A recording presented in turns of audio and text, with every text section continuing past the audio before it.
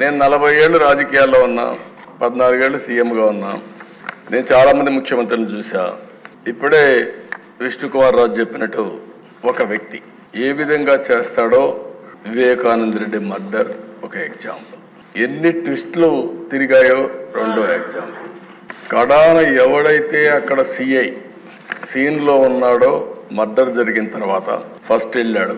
ఈ క్లీన్ చేసే ఆపరేషన్స్ అన్ని చూసిన తర్వాత అతను సిబిఐకి ఇన్ఫర్మేషన్ ఇవ్వడానికి సిద్ధపడితే ప్రభుత్వ దుర్వినియోగంతో అతనికి ప్రమోషన్ ఇచ్చి సిఐ నుంచి డిఎస్పీ తిరిగి సిబిఐ పైనే ఆరోపణలు చేసే పరిస్థితికి వచ్చారు. అధ్యక్ష, ఇన్వెస్టిగేషన్ ఆఫీసర్ పైన కేసు పెడితే సిబిఐ, ఆ ఇన్వెస్టిగేషన్ ఆఫీసర్ హైకోర్టు పోయి బెయిల్ తీసుకునే పరిస్థితికి వచ్చారు. ఇది రాష్ట్ర చరిత్రలో ఎప్పుడు చూడలే. ఇవన్నీ దేశ చరిత్ర ప్రపంచంలో కూడా జరిగి ఉండవు.